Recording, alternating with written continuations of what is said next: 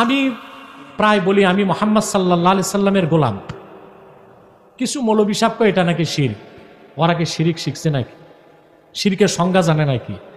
যেগুলো নেটে সমালোচনা করছে যেগুলো নাদান এবং মূর্খ। এটার জবাব বহুবার আমরা বুখারী শরীফ থেকে দিয়েছি। একটা আয়াত আজকে বলে দিচ্ছি, তারা আয়াতটা খুলে তাফসীর আর তরজমা পড়ুক। আল্লাহ কোরআন শরীফে তার রাসূলকে বলেছেন, কুল ইয়া ইবাদি, মুহাম্মদ সাল্লাল্লাহু আলাইহি সাল্লাম আপনি উম্মতকে বলেন হে আমার বান্দারা। আল্লাহ তার রাসূলকে বলেছেন আপনি উম্মতকে বলেন আমার বান্দারা। কোন অর্থে? আমরা আল্লাহর বান্দা, আল্লাহর ইবাদত করি। আর রাসূলুল্লাহকে আল্লাহ উম্মতকে বান্দা বলতে এই জন্য বলছেন কারণ উম্মত রাসূলুল্লাহর ইতাআত করে, আনুগত্য করে। তো যেহেতু রাসূলুল্লাহর বান্দা, এই শব্দটা আল্লাহ কোরআনে উল্লেখ করছেন, আমরা যদি বলি আমরা নূর নবীজি মুহাম্মদ সাল্লাল্লাহু আলাইহি ওয়াসাল্লামের গোলাম, তা তো কোনো অবস্থায় শিরক হইতে পারে না। সুপ্রিয় দর্শক ও শ্রোতা মণ্ডলী, আপনারা ডক্টর ইনায়েতুল্লাহ আব্বাসী সাহেবের সম্পূর্ণ বক্তব্য শুনেছেন। তিনি এক কথায় বক্তব্যের শুরু থেকে নিয়ে এই পর্যন্ত একটা কথাকে বারবার প্রমাণ করার চেষ্টা করলেন এবং দলিলও দিলেন তিনার কথা সপক্ষে যে কোনো ব্যক্তি, কোনো মুসলমান, সে যদি নিজেকে বিশ্বনবী সাল্লাল্লাহু আলাইহি সাল্লামের গোলাম বা দাস বা বিশ্বনবীর বান্দা বলে পরিচয় দেয় তো দিতে পারে, এতে কোনো অসুবিধা নাই। প্রিয় দর্শক, ডক্টর ইনায়েতুল্লাহ আব্বাসী সাহেব এখানে চরম বড় একটা খিয়ানত করেছে, চরম বড় একটা মিথ্যাচার করেছে। তার দাবিকে সে প্রমাণ করার জন্য কোরআনের একটা আয়াতের অপব্যাখ্যা করেছে, জালিয়াতি করেছে, যার কারণে তার ঈমানটাও চলে যেতে পারে। দ্বিতীয়বার তওবা করে নেওয়া তার উচিত, কেননা বিগত 1450 বছরের ভিতরে সূরা জুমারের 53 নম্বর আয়াতের কেউ এত বড় অপব্যাখ্যা করেনি যত বড় অপব্যাখ্যা জালিয়াতি ডক্টর ইনায়েতুল্লাহ আব্বাসী করেছেন নিজের ভ্রান্ত মতকে প্রমাণ করার জন্য। চলুন সে আয়াতটা আপনাদেরকে একটু পড়ে শোনাই এবং সে তর্জমান নামে যে ভ্রান্ত তর্জমা করেছে সেইটা আপনাদেরকে একটু ধরিয়ে দিচ্ছি। সে সূরা জুমারের আয়াত পড়েছে, কুল অনুবাদ করতে গিয়ে বলেছে, হে নবী আপনি বলুন, ইয়া ইবাদি আল্লাজি, হে আমার বান্দারা। বিশ্বনবী সাল্লাল্লাহু আলাইহি ওয়াসাল্লামকে আল্লাহ সুবহানাহু ওয়া তাআলা তিনি নাকি হুকুম দিয়েছেন যে আপনি আপনার উম্মতদেরকে বান্দা হিসাবে সম্বোধন করতে পারেন। আস্তাগফিরুল্লাহ, নাউজুবিল্লাহ। এখানে সে চরম বড় জালিয়াতি করেছে, মিথ্যাচার করেছে। মূলত আল্লাহ সুবহানাহু ওয়া তাআলা এই আয়াতে বিশ্বনবীকে তার উম্মতদেরকে বান্দা হিসাবে সম্বোধন করতে বলেন নাই, বরং আল্লাহ তাআলাই তিনি তিনার বান্দাদেরকে বান্দা হিসাবে আয়াতে সম্বোধন করেছেন। তাহলে কত বড় জালিয়াতি করেছে তর্জমায়, কত বড় খিয়ানত করেছে আপনারা দেখুন। আল্লাহর কথাকে বিশ্বনবীর কথা বলে চালিয়ে দিচ্ছেন। প্রিয় দর্শক, এই আয়াতের ভিতরে যে ইয়ায়ে হরফে নেদা এসেছে, এই ইয়ায়ে হরফে নেদাটা মূলত বিশ্বনবী সাল্লাল্লাহু আলাইহি ওয়াসাল্লামের পক্ষ থেকে প্রয়োগ হয়নি, বরং এটা আল্লাহ সুবহানাহু ওয়া তাআলার পক্ষ থেকেই প্রয়োগ হয়েছেন।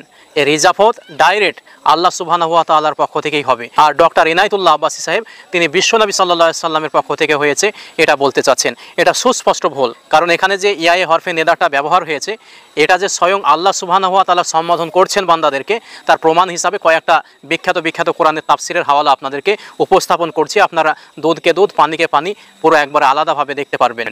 চলুন আমরা সেই দলিলগুলো দেখে আসি। যেমন বিশ্ববিখ্যাত একটা তাফসির, তাফসিরে কাবির, এই গ্রন্থের ভিতরে উক্ত আয়াতের তাফসির করতে গিয়ে মুফাসসিরিন ইকরাম লিখেছেন যে আন্নাহু তাআলা আজাফাহুম ইলা নাফসিহি বি ইয়াইল ইজাফাতি। উক্ত আয়াতে যে ইয়ায়ে হরফে নেদাটা এসেছে, এই ইয়ায়ে হরফে নেদাটা স্বয়ং আল্লাহ সুবহানাহু ওয়া তাআলার পক্ষ থেকেই প্রয়োগ হয়েছেন। এটা হচ্ছে ডাইরেক্ট আল্লাহর কথা। আল্লাহ বলছেন হে আমার বান্দারা, এখানে নবী বলছেন না যে হে আমার বান্দারা। কেউ যদি বলে যে নবী উম্মাদেরকে বলেছেন হে আমার বান্দারা, সুস্পষ্ট তর্জমায় ভুল হবে এবং অপব্যাখ্যা হবে। শুধু তাই নয়, চলুন আর একটা তাফসির দেখে আসি। তাফসিরে সামারকান্দি, এই তাফসিরের ভিতরে মুফাসসিরিন ইকরাম একই কথাই লিখেছেন, ফাদাআহুমুল্লাহু তাআলা বিহাজিহিল আয়াতি। আল্লাহ সুবহানাহু ওয়া তাআলা নিজে এই আয়াতের ভিতরে বান্দাদেরকে সম্বোধন করেছেন যে ইয়া ইবাদি আল্লাজি, হে আমার বান্দারা। এখানে বিশ্বনবীকে উম্মাদেরকে বান্দা হিসাবে সম্বোধন করতে বলা হয়নি, আল্লাহ তাআলা নিজেই মূলত বান্দাদেরকে বান্দা হিসাবে সম্বোধন করেছেন। শুধু তাই নয়, চলুন আর একটা তাফসির দেখে আসি। আল-লুবাবু ফি উলুমিল কিতাব, এটা বিশ্ববিখ্যাত একটা তাফসির। এই কিতাবের ভিতরেও একই কথা লেখা আছে, ওয়া নিদাউহুম ওয়া মিনহা ইজাফাতুহুম ইলাল্লাহি ইজাফাতুন তাশরিফুন। এখানে যে ইয়ায়ে হরফে নেদাটা এসেছে, এর সম্বোধনটা স্বয়ং আল্লাহ নিজেই করছেন বান্দাদেরকে।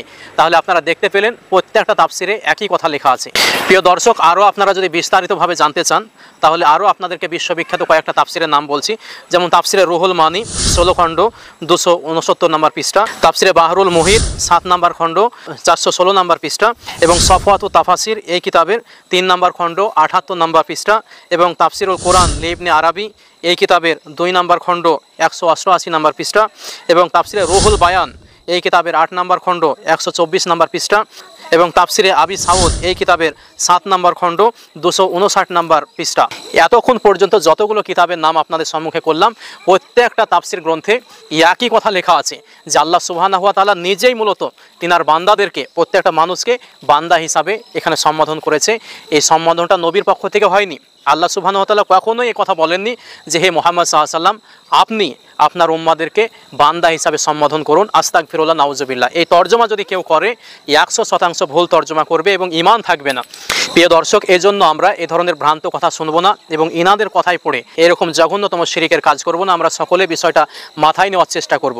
আর সবচাইতে বড় কথা হলো, বিগত 1450 বছরের ভিতরে কোনো ইমাম, কোনো ফকিহ, কোনো মুজতাহিদ কেউ কোনোদিন বিশ্বনবী সাল্লাল্লাহু আলাইহি সাল্লামের নিজেকে গোলাম হিসাবে পরিচয় দেয়নি।